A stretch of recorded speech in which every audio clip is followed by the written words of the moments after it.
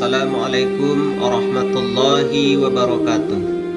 Alhamdulillahilladzi khalaqas samawati wal ardh wa ikhtilafil laili wan nahar la ayatil liulil albab. Asyhadu an la ilaha illallah wahdahu la syarikalah wa asyhadu anna Muhammadan abduhu wa rasuluh la nabiyya ba'da amma ba'du. Ananda siswa SMP dimanapun berada, semoga selalu berada dalam keadaan sehat walafiat, tak kurang suatu apapun. Semoga Ananda bersama orang-orang yang Ananda sayangi selalu di bawah lindungan rahmat Allah Subhanahu wa Ta'ala.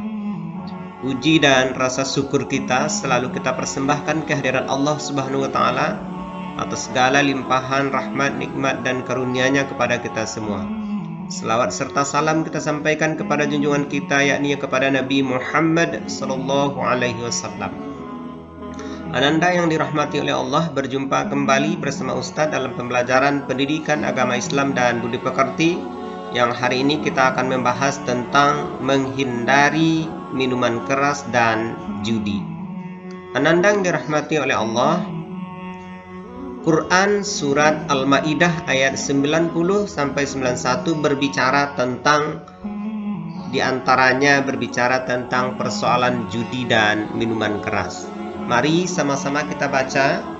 Mari sama-sama kita baca ayatnya yang berbicara tentang ini. Quran surat Al-Maidah ayat 90-91. A'udzu billahi minasyaitonir rajim. Bismillahirrahmanirrahim. Ya ayyuhalladzina amanu innamal khamru wal maisiru wal ansabu wal azlamu rijsum min amali syaitan fajtanibuhu la'allakum tuflihun. Innama yuridu syaitan ayyuqi'a bainakumul adawata wal baghdha fil khamri wal maisir wa yasuddakum an dzikrillah wa anis salah fahal antum muntahun. Hai orang-orang yang beriman, sesungguhnya meminum khamar, berjudi, berkorban untuk berhala, mengundi nasib dengan panah adalah termasuk perbuatan syaitan. Maka jauhilah perbuatan-perbuatan itu agar kamu mendapat keberuntungan. Sesungguhnya syaitan itu bermaksud hendak menimbulkan permusuhan dan kebencian di antara kamu lantaran meminum khamar dan berjudi itu, dan menghalangi kamu dari mengingat Allah dan salat. Maka berhentilah kamu dari mengerjakan pekerjaan itu. Inilah dalil yang berbicara tentang larangan melakukan perbuatan-perbuatan yang dipastikan merugikan orang yang melakukannya. Pertama, minum khamar, kemudian judi, mengundi nasib, dan itu semua merupakan perbuatan syaitan. Tugas kita adalah menjauhinya, memastikan diri kita tidak ikut, tidak terlibat, tidak mendekat kepada perbuatan-perbuatan yang pasti merugikan kita. Ananda dirahmati oleh Allah, silakan ini dibaca-baca ayatnya, diulang-ulang, mudah-mudahan bisa dihafal. Ananda dirahmati oleh Allah, mari kita lihat pengertian lebih jauh tentang khamar ini. Pertama, secara bahasa, khamar artinya adalah penutup. Khamar adalah minuman yang memabukkan atau yang sering kita sebut, kita dengar orang menyebutnya dengan minuman keras. Khamar bisa hal-hal yang bisa menutupi akal pikiran kita. Jadi akal pikiran kita ditutupnya. Ya, jadi orang yang kehilangan akal, biasanya berakal karena meminum khamar hilang akalnya. Kemudian khamar, apa yang termasuk? Apa saja yang bisa menutup, merusak dan menghilangkan akal, itu termasuk kategori khamar. Nah, di antaranya apa? Ada yang dalam bentuk benda cair, ada yang dalam bentuk padat, seperti tua, bir, whisky, ganja, morfin, opium, marijuana, sabu-sabu, ekstasi, serta beraneka jenis obat yang tergolong psikotoprika, psikotropika, dan narkotika. Jadi semua benda ini termasuk khamar yang dipastikan ini adalah pelakunya termasuk melakukan perbuatan-perbuatan syaitan. Semoga kita, orang-orang yang ada di sekitar kita, orang-orang yang kita sayangi, terjauh dari khamar ini. Ananda dirahmati oleh Allah, oleh karena itu diharapkan kita tidak mendekatinya. Karena setiap orang yang sudah mendekatinya, maka nanti dia akan mudah tergelincir ke sini. Bagaimana caranya? Mendekatinya itu yang kita maksud itu ya berteman dengan orang-orang yang suka minum khamar, yang suka mabuk-mabukan. Nah, itu bagian dari bisa saja nanti kita terjatuh ke tempat yang seperti ini. Ananda dirahmati oleh Allah, oleh karena itu pandai-pandailah berteman, pandai-pandai memilih temannya. Karena kalau sudah terjatuh ke dalam khamar ini, maka masa depannya sulit untuk diwujudkan, cita-citanya tidak mungkin bisa dicapai. Oleh karena itu, kalau yang sudah terlanjur, maka berusaha sekuat mungkin untuk menghindarinya, menghentikannya, menjauhinya. Ananda yang dirahmati oleh Allah, nah ini ada beberapa, ini sebagai pengetahuan saja, jenis-jenis minuman keras. Pertama, jenisnya itu minuman perusak. Jadi yang jelas semua minuman keras itu haram.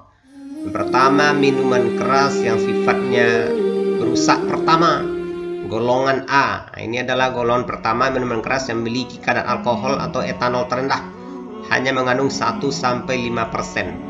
Walaupun terendah, tetap minuman ini dalam hukum Islam haram. Yang kedua, jenis yang B, minuman perusak kedua. Golongan B atau golongan kedua adalah minuman keras yang memiliki kadar alkohol 5-20%. Contoh minuman keras golongan ini adalah wine atau anggur dengan berbagai jenisnya, tetap haram. Kemudian yang ketiga, jenis C, minuman perusak ketiga. Golongan C atau golongan ketiga minuman keras adalah jenis minuman keras yang paling tinggi kadar alkoholnya, mengandung 20-45%. Minuman keras yang termasuk dalam golongan ini diantara adalah whisky. Semua minuman ini tidak boleh diminum, hukumnya haram. Anak-anak dirahmati oleh Allah, selanjutnya ya, dampak minuman keras secara fisik. Apa yang terjadi dengan fisik tubuh kita ketika kita mendekatinya? Pertama, yang jelas sakit fisik. Jadi mengalami sakit kepala, mual, muntah, serta nyeri pada bagian tubuh tertentu. Yang kedua, badan bisa saja ya gemuk, tidak sehat. Minuman beralkohol memiliki kadar kalori dan gula yang amat tinggi. Kemudian tekanan darah tinggi. Minuman beralkohol dapat memicu tekanan darah tinggi. Yang keempat, menurunnya daya imun tubuh sehingga mudah masuk penyakit-penyakit berbahaya lainnya. Jadi semua minuman khamar maka menyebabkan kerusakan secara fisik, sakit fisik, badan tidak sehat, tekanan darah tinggi, menurunnya daya tahan tubuh. Kemudian secara mental, dampak minuman keras secara psikologis. Pertama, gangguan daya ingat. Gangguan ingatan biasanya merupakan ciri awal yang menonjol pada demensia, khususnya pada demensia mengenai korteks seperti yang baru terjadi. Terganggu daya ingatnya. Yang kedua, kecanduan. Hal ini disebabkan karena minuman ini berhasil menciptakan sensasi tersendiri pada kesehatan psikologis Ananda. Jadi bisa menyebabkan kecanduan, ketergantungan. Kemudian yang ketiga, menurunkan kesehatan mental, menurunnya fungsi dari otak, menurunkan kemampuan indera, meningkatkan risiko depresi dan frustasi, serta menyebabkan perubahan pola perilaku. Kemudian keempat, perubahan kepribadian. Orang telah kecanduan konsumsi miras biasanya akan mudah marah, emosi tidak terkendali. Inilah dampak minuman keras secara psikologis, dan masih banyak lagi akibat-akibat yang tidak baik bagi tubuh kesehatan kita. Ananda yang dirahmati oleh Allah, apa yang bisa dilakukan untuk menghindari ini? Yang pertama, tentu kita berusaha selalu mendekatkan diri kepada Allah Subhanahu wa taala. Bagaimana cara mendekatkannya? Tentu dengan melaksanakan apa yang diperintahkan, meninggalkan apa yang dilarang. Dekatkanlah diri, perbaiki ibadahnya, serius beribadah kepada Allah, salat dijaga karena salat tanha 'anil fahsya'i wal munkar. Kemudian jaga diri kita dari yang merusak. Jadi apapun yang merusak dijaga. Kemudian bedakanlah mana yang boleh dilakukan, mana yang tidak dilakukan. Kemudian tanamkan sifat yang baik dan beri contoh kepada orang yang ada di sekitar kita. Kemudian sadarilah tujuan hidup kita, bukan hanya sekedar hedonis, kesenangan sementara, melupakan tujuan akhir hidup kita. Semua yang dititipkan oleh Allah Subhanahu wa taala kepada diri kita, baik itu tubuh kita, fisik kita, mental kita, itu adalah amanah titipan yang mesti dijaga dan nanti akan dimintai pertanggungjawaban oleh Allah Subhanahu wa taala. Tidak serta-merta fisik dan tubuh kita ini adalah milik kita yang bebas kita gunakan semaunya kita, tidak. Ini barang titipan, semuanya mesti dijaga dengan baik dan nanti akan diminta tanggung jawabnya oleh Allah Subhanahu wa taala. Ananda yang dirahmati oleh Allah, selanjutnya nih tadi minuman keras, sekarang judi. Pengertian judi secara bahasa, judi itu artinya mudah. Judi itu mudah. Orang pengen mendapatkan sesuatu dengan cara pintas. Kadang-kadang yang diinginkan itu hanya fata morgana, tidak bisa diwujudkan. Secara istilah, mengambil harta orang lain dengan mudah tanpa susah payah, atau yang sering disebut dengan berjudi. Suatu aktivitas yang direncanakan ataupun tidak direncanakan dengan melakukan spekulasi. Jadi berspekulasi artinya angan-angan ya, tamanna. Spekulasi ataupun rekayasa untuk mendapatkan kesenangan dengan menggunakan jaminan atau taruhan, sehingga yang menang akan diuntungkan dan yang kalah pasti akan dirugikan. Tapi kalah menang belum tentu siapa. Oleh karena itu, judi adalah sesuatu perbuatan yang amat merugikan, sehingga dilarang oleh Allah Subhanahu wa taala. Ananda yang dirahmati oleh Allah, unsur-unsur judi diantaranya nih bersifat permainan. Ada permainan atau perbuatan manusia. Kemudian uang barang dengan menggunakan uang atau barang sebagai taruhannya. Ada taruhan. Kemudian untung-untungan, sifatnya untung-untungan. Jika menang mendapatkan untung, jika kalah akan rugi atau kehilangan uang atau barang yang dijadikan taruhan. Nah, inilah unsur-unsur judi itu. Menurut PP nomor 9 tahun 19, peraturan pemerintah nomor 9 tahun 1981, ada beberapa jenis judi. Pertama, sering kita sebut dengan kasino. Perjudian di kasino yang terdiri dari lotre, blackjack, baccarat, craps, keno, tombola, super pimpong, lotto fair, satan, PQ, slot machine, jackpot, GCK, piksik, well, kukalok, lempar pasar, bulu ayam pada sasaran atau papan yang berputar pasaran, pachinko, poker, 21, Howie, serta QQ. Ini diantara nama-nama permainan yang menjadi media dijadikan perjudian, ya, dijadikan perjudian.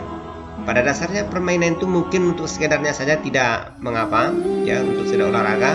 Tapi kalau sudah mengandung unsur judi tadi maka dihukum haram. Maka sebaiknya ya hindarilah permainan-permainan ini, walaupun pertama mungkin hanya coba-coba atau hanya sekedar untuk mengisi waktu.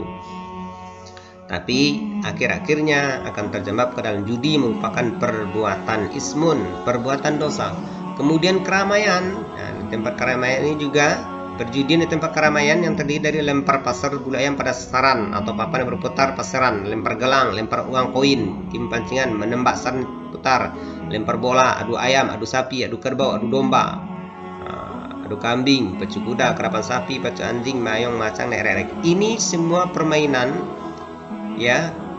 Permainan pada dasarnya mungkin tidak masalah, tapi ketika digunakan dengan ada unsur judi maka dia jadi haram. Kemudian sifatnya untung-untungan, perjudian dikaitkan dengan kebiasaan yang terdiri dari adu ayam, adu sapi, adu kerbau, pacu kuda, harapan sapi, adu domba, dan kambing sebagainya. Nah, inilah permainan-permainan yang bisa mendorong orang untuk melakukan perjudian. Ananda yang dirahmati oleh Allah, selanjutnya dampak negatif dari judi itu. Pertama, judi itu termasuk perbuatan setan. Jadi orang yang melakukan perbuatan judi artinya melakukan perbuatan-perbuatan setan. Yang kedua, merugikan ekonomi karena tidak pasti usahanya. Kemudian lalai, menyebabkan kelalaian dalam melaksanakan kewajiban. Kemudian hilang rasa malu, tertutupnya kepekaan rasa manusiawi. kemudian malas, menjadi malas bekerja sehingga dapat melakukan tindakan yang dilarang agama, kemudian hancur, menghancurkan kestabilan, kerukunan dan keharmonisan dalam keluarga, kemudian sedih, menimbulkan kesedihan dan penyesalan di kemudian hari. Inilah dampak-dampak buruk, ya, dampak negatif dari perbuatan judi. Anda-anda yang dirahmati oleh Allah, selanjutnya cara menghindari perbuatan judi. Yang pertama, amar ma'ruf nahi mungkar. Senantiasa beramar ma'ruf nahi mungkar di setiap kesempatan, ya, mengajak teman untuk melakukan perbuatan-perbuatan yang baik dan berusaha untuk menghentikan teman kalau melakukan perbuatan-perbuatan buruk. Nah, kemudian yang kedua, judi